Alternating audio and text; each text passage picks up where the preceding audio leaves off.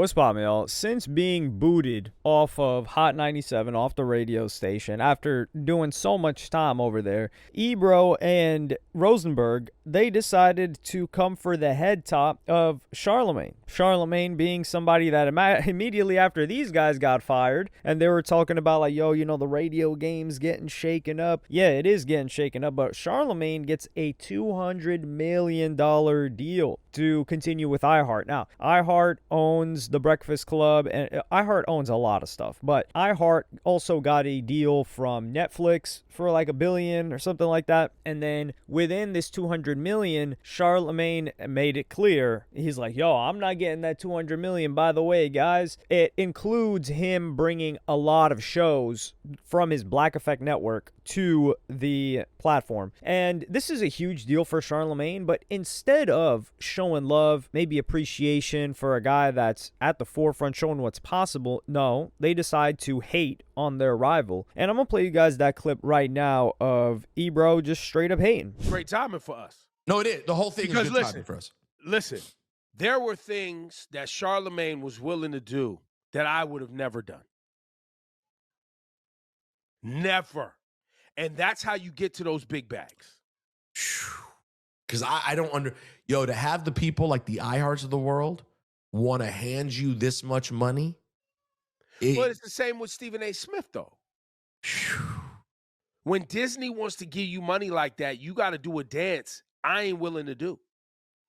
You could have. I think you could have done it. I don't know if you would have gotten the Stephen A. 30 a year is a big one. Who? You. No. But I think you would if you had flipped it on and done the dance right, you could have got yourself a nice 10, 15. Oh. I think that's. Oh yeah. But I can't do it.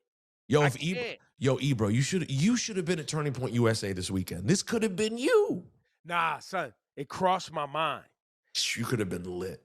Because imagine,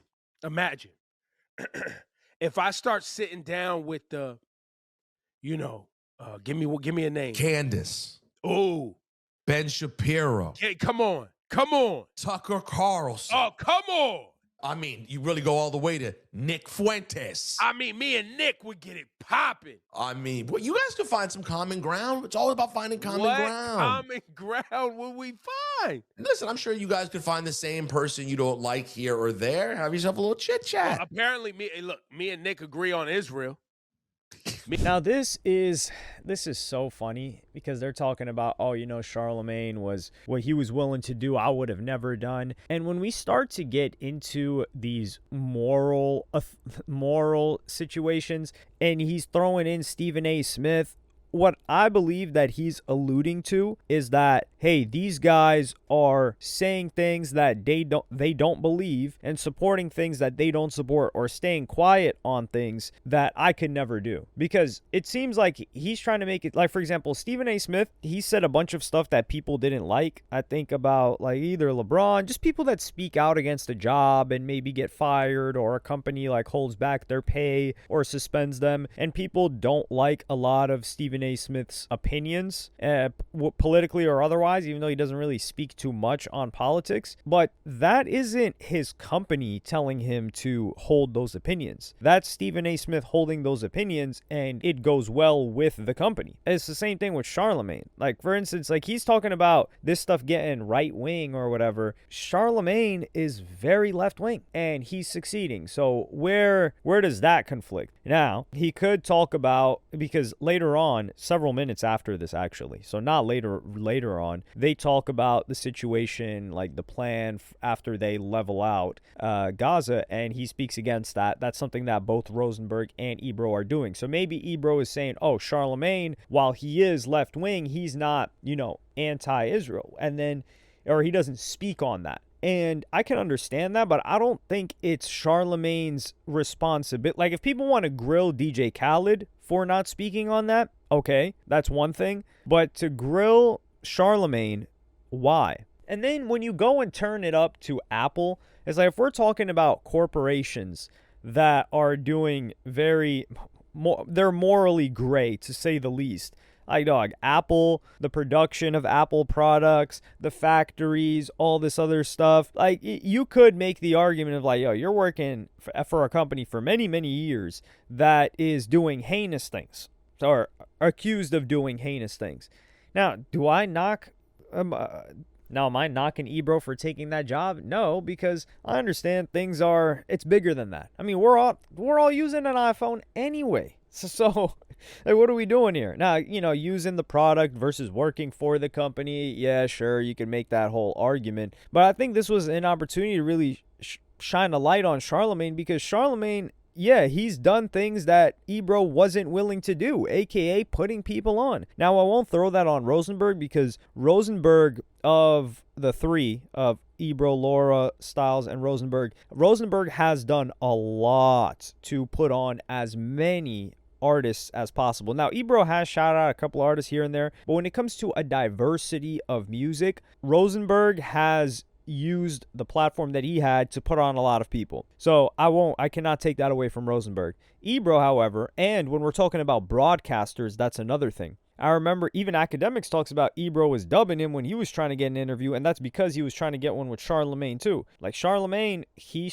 always showed support to an Academics. Charlemagne was showing support in early interviews, free interviews, by the way, back in the day. I don't know if he's getting paid for them now, for Vlad. And Charlemagne also damn near helped out, but put him in a position to have such a successful career and podcast with the brilliant idiots, Andrew Schultz. Like, Andrew Schultz learned the business model of the podcast from Charlemagne. And, he did his own thing and turned it into a Patreon, and, he has ads and all that.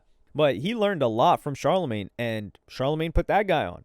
Charlemagne has never felt like he was in competition with people. You never, or at least not outwardly, you never felt that way about him. And then you've also got podcasters like Tax Stone. He was heavily supporting Tax Stone, encouraging him to do podcasts, got him into podcasting. Tax Stone became the premier hip-hop podcast while he was alive, and then, unfortunately, he got locked up, and he'll be sitting there for the majority of our lives, and for the majority of the rest of his life. I think he'll be out if he's able to stay healthy, but he'll be a very, very old man. And then you've got like the Black Effect Network, which is a network of dozens upon dozens of different podcasts that Charlemagne signed and helps elevate and gives these people opportunities to do what he does. So if you're talking about he was willing to do something that you weren't willing to do, yeah, he put on a lot of people. And yeah, he's doing business with them. But what has Charlemagne ever done when we've looked at it and said, damn, that looks like it's not aligned with what Charlemagne normally does? If you're talking about him staying quiet on certain issues, yeah, he's probably going to do that, but that's just a compromise. Like, yeah, they're not going to give you $200 million and say, hey, buddy, here's $200 million.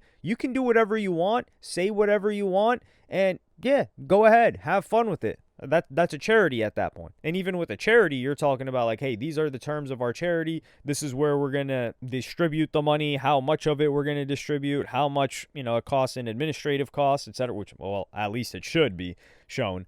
So for Charlemagne to get hate from Ebro here while Ebro is in these YouTube streets with the rest of us, I mean, what's his name is on Twitch and stuff like that, and he's been on YouTube for quite a while, Charlemagne that is. But Charlemagne is showing what's still possible, because deals like this, they've become few and far between. And we're going to see whether this business model works, like Netflix trying to bring video podcasts in and live events. That's very interesting, and I don't know how profitable that will be, but it's more so like Netflix is just trying to dominate market share in people's eyeballs, as opposed to, and then be able to raise the price like they've consistently been doing damn near year over year. Now with Spotify, that was a different thing. Like Spotify brought video podcasts, and Spotify stopped handing out deals after I think they realized like, this isn't really worth the bread. But Spotify and Netflix are two completely different beasts. So I think this would have been a great opportunity for them to show love to Charlemagne and tip their hat off, or at least stay neutral, but to try to position yourself as like, yeah, this is the narrative that Ebro's trying to run with, is that, they got me out of here because I'm so influential. Yeah, if you're really influential, they'd be clamoring to sign you, damn near regardless of what you say, unless you're saying stuff that's really going to destroy the brand. But let me know what y'all think about this in the comments. Like and subscribe and hit the notification bell if you enjoyed. And I'm going to see y'all on the next one.